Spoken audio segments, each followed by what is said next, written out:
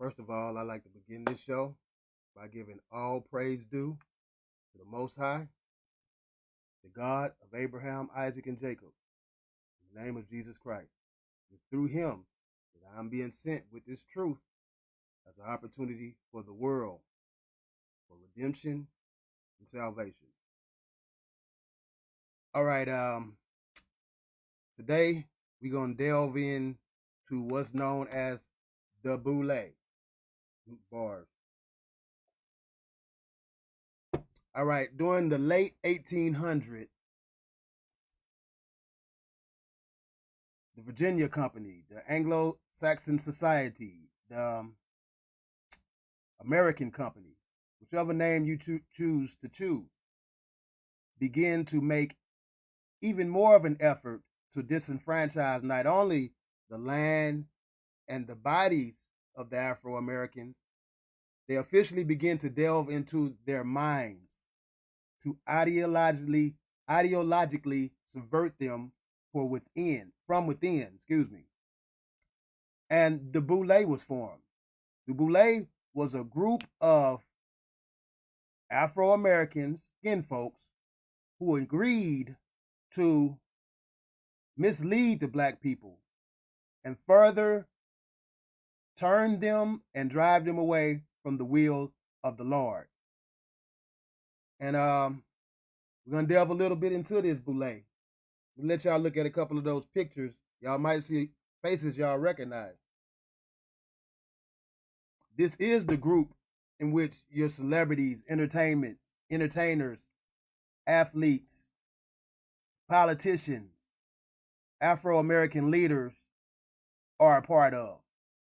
And it is their sole duty to misinform us, mislead us, and keep us asleep to the facts that we are, in fact, the children of God, the indigenous people of this land, the rightful landowners of what today is known as America.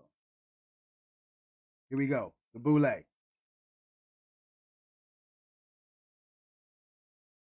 Once again, we're reading over here. Okay. When the Boule officially began to be formed, a guy named Jim Young was chosen to lead this endeavor. First, we're going to look a little bit into this Jim Young guy. James Young was probably the most prominent African-American political figure in North Carolina in the 1890s. Once again, we're in North Carolina, where a lot of the tactics that were used during the 1900s were developed, introduced, and disseminated throughout the nation. He was born in Vance County to an enslaved woman and a prominent white man. His father was white. His father enabled him to receive an education in local schools and at Shaw University, and assisted in his obtaining a government job. He was like a skin folk mold that was implanted from the inside due to his patriarchal connections. Young was active in Republican politics and was first named as a delegate to the state convention in 1880. He held several posts in the county and state government before being elected to the state legislature in 1894. Young favored cooperation between the Republicans and populists. See, once again, here we go. The populists and the fusion movement were actually Democratic agents sent to infiltrate the original Republican Party and transform their goals and motives to match that of the Democratic Party. Young favored cooperation between the Republicans and populists and worked to negotiate the first fusion agreement in 1894. In 1896, Republican Governor Daniel Russell appointed Young. Okay, this guy, Daniel Russell, was a member of the original Sigma Pi organization, which inducted Jim Young to introduce the Sigma Pi Phi, which currently is known as the Boule. All right, Governor Daniel Russell appointed Young to the board of directors of the state's deaf, dumb, and blind institution. This appointment especially ranked white Democrats who often attacked Young during the 1898 campaign. One of their tactics for keeping the people distracted and disillusioned is public brawling, public fighting, kind of like Will Smith slapping Chris Rock, keeping people's minds on things that aren't important at all, rather than the fact that we're being robbed blind in our own home.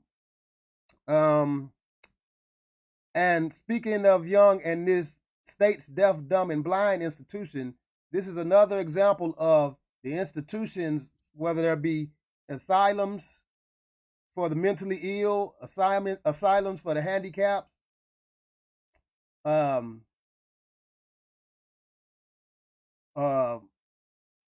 adoption asylums or prisons. These institutions were used as experimentation grounds, and even more worse, as points of kidnapping children for whatever they plan to do with them children. I'm not here to discuss that. When often attacked, Young, the News and Observer ran a cartoon showing Young inspecting the rooms of white women. Exhibit Library of UNC Education. Y'all can check more into that if you want more interested in this Jim Young guy. All right, let's get a little bit into this Sigma Pi Phi. Sigma Pi Phi fraternity, the Boule, a brief overview. Sigma Pi Phi. Here are a couple of faces of the people who initially started it. The public faces. Of course, there were more people behind the scenes. Founded on May 15, 1904, Sigma Pi Phi fraternity, also known as the Boule, which in ancient Greece was a council of chiefs. In ancient Greece, the Boule was a council of 500 to 400 individuals that was chosen to handle the day-to-day affairs of the people, especially of those unknowing of how the system actually operates. And the same is here with today's Boule. Their job is to distract the people, misdirect the people, miseducate the people, and most sinister of all, to turn people away from the will and the laws of God, teaching people to do as they wilt, as they say. Sigma Pi Phi fraternity, also known as the Boule, which in ancient Greece was a council of chiefs, is the oldest continuously existing Greek letter postgraduate fraternity, originally founded by and primarily for eminent black professional men and later similar professional men of African descent throughout the world. Its founders were 6 exceptional men, 4 medical doctors, 1 dentist, and 1 pharmacist, who at that time was a second-year medical school student. These men recognized the advantages of belonging to a special fraternity that would enhance and support professional careers and social relationships while simultaneously providing leadership and assistance to facilitate the enhancement and elevation of such underserved black communities as those from which they mostly came and in which they professionally existed. So they were sent into the Afro-American communities to kind of like seek out the best, the people with the most brilliant minds, and induct them into their organizations. Number 1, to help them with their sinister deeds, but number 2, to keep them from waking up the community. So if it's a smart individual within the community, they'll go seek them out and bring them in order that they will not wake up any more individuals within the community. They were Henry McKee Minton, a registered pharmacist, and a second-year student at Philadelphia, Pennsylvania, Jefferson Medical School.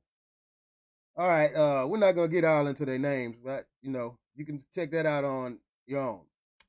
In 1869, okay, let's look at this. All right, Boule. In his early years and throughout most of his existence, Sigma Pi Phi fraternity was a quiet, secret organization. Today, the fraternity can be considered private, and as with the case during its early years of existence, it avoids self-perpetuating publicity. Basically, it's a secret society. No one is to be aware of which individuals actually are a part of this organization. Yet, throughout his life, in addition to the personal strength derived from the camaraderie shared by its members, the fraternity has embraced and remained committed to enhancing and elevating Black communities by striving to eliminate barriers therein to civic, social, political, educational, and economical, and most evil of all, spiritual well-beings through the social action and programs and public policy initiatives. Growth of the fraternity since its founding has been deliberately slow, as it was not conceived to be a large, indiscriminate body of men. Rather, the emphasis of membership has always been on quality, not quantity. They try to find the brightest minds and separate them from the people that the brightest minds could wake up and help the most. Thus, the membership is the fraternity was in the beginning and continues to be extended selectively to outstanding men who are, at a minimum, college graduates with recognized professional accomplishments and a record of demonstrable commitment to the enhancement of Black communities and their members. Okay, we like to keep this short and sweet, so we're going to move on. Next, we're going to introduce the ideologies of this Boule organization by one of their members, which is prominently known as one of the great Black leaders, W.E.B. Du Bois. In his book, in his writing entitled The Talented Tenth, he proceeds to lay out the mind state and the ideology of this Boule organization, and you will quickly see that it was completely against God.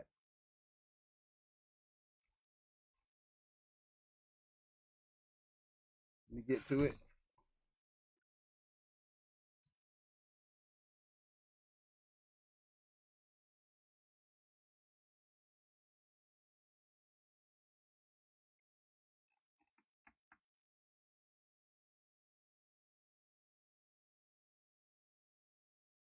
Although most of our Black historical heroes are our Black historical heroes, 9 times out of 10, most of them were Boule members and introduced us and inducted us into an anti-God ideology. Usually I just present information as it's presented to me, but I kind of did a little research on this, and I found this writing from W.E.B. Du Bois. I've actually read The Soul of Black Folks, so I'm very familiar with this guy and had once had admiration for him. Now I'm waking up. Now I quote W.E.B. Du Bois. I declare, it does not appear to me as though some nations think God is asleep. Well, excuse me. It does appear to me as though some nations think God is asleep, or that he made the Africans for nothing else but to dig their minds and work their forms, or they cannot believe history, sacred or profound. Now, here we go. I ask every man who has a heart and is blessed with the privilege of believing, is not God a God of justice to all his creatures? He teaching us to question God. If God was God, why would he let this happen? This is where this ideology originates. Do you say he is? Then if he gives peace and tranquility to tyrants and permits them to keep our fathers, our mothers, ourselves, and our children in eternal ignorance and wretchedness to support them and their family, would he be to us a God of justice? Questioning God. I ask you, Christians, who hold us and our children in the most abject ignorance and degradation. So by Christians, they actually just meant children of God. And he's pointing the finger at them. It's not really about church organizations. It's about who we are. Who hold us and our children in the most abject ignorance and degradation that ever a people were afflicted since the world began. There he is blaming God for the conditions we find ourselves in, when actually it was due to our own choices that led us to fall from grace. But it was all written. You'd have to open up the Bible to delve more into that.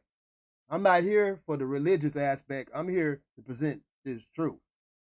I say, if God gives you peace and tranquility and suffer you thus to go on afflicting us and our children, who have never given you the least provocation, would he be to us a God of justice?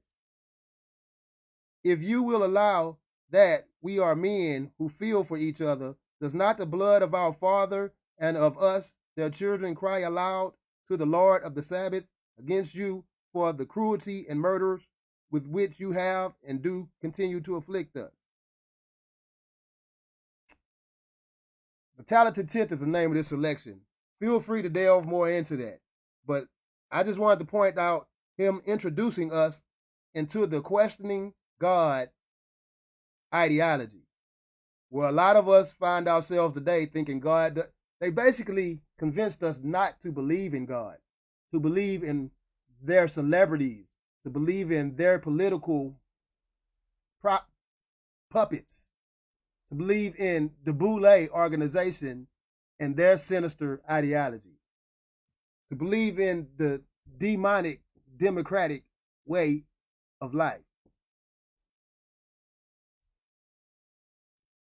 All right, one more selection. We're almost through, people. Hang in there.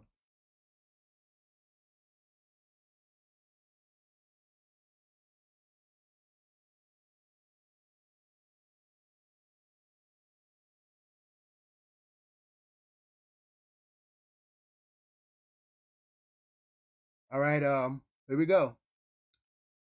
All men, can I highlight this? Yeah, right here. All men cannot go to college, but some men must. Every isolated group or nation must have its yeast. Beware of the Pharisees' yeast. Must have, for the talented few, centers of training where men are not so mystified and befuddled by the hard and necessary toil of earning a living, as to have no aims higher than their bellies and no God greater than gold. So this is his way of kind of introducing the money first ideology, that money over everything, money over morality, money over the laws of God, money over your own kind's self-preservation, basically turning us into independent, demonic, mind-stated people who tear ourselves down and our communities down, all in the quest for riches. All right, one more little selection and I'm gonna let y'all get out of here. Just concentrate for me, class. I'm not the teacher, I'm the tutor. I'm just getting you ready for the real class. It's just my duty to introduce this information and this truth, so when the time comes, everybody can be up to date.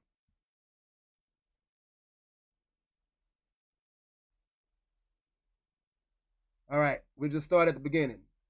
These figures illustrate vividly the function of the college-bred Negro. He is, as he ought to be, the group leader. Discernment, the man who sets the ideals of the community where he lives, directs his thoughts, and heads its social movements. It need hardly to be argued that the Negro people need social leadership more than most groups, and that they have no tradition to fall back upon, no established customs, no strong family, no well-defined social class. Okay? In the beginning, it's laying out how they lead the community, how they lead the Afro-American people away from their actual traditions and established customs, the traditions and the customs of the laws of God, into this do as thou wilt mind state. And W.E.B. Du Bois is plainly pointing out the Boule's motive. Before we go, let's look at one of these pictures real quick. Here goes a picture of the Boule. The Zeta Boule, New York, entertains the Grand Boule of the Sigma Pi Phi fraternity at the Shady Rest Home of Westfield, New Jersey. New Jersey. Look, right here in the middle,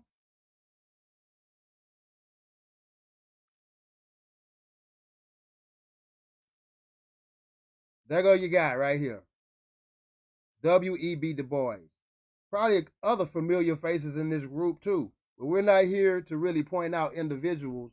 We're here to point out the mind state that the Boule led the Afro-Americans into embodying. And once again, to show how we officially fell from grace, officially turned our backs on God, and found ourselves as a nation in the condition we find ourselves today. But once again, and as always, this show may present history and political information, but actually it's about the coming of the Lord. And God is trying to give people an opportunity to see the truth, because the truth will make us free. And with this truth, we should be turning back to the Lord and turning away from our wicked ways. Now, if people won't accept the truth, that's another thing.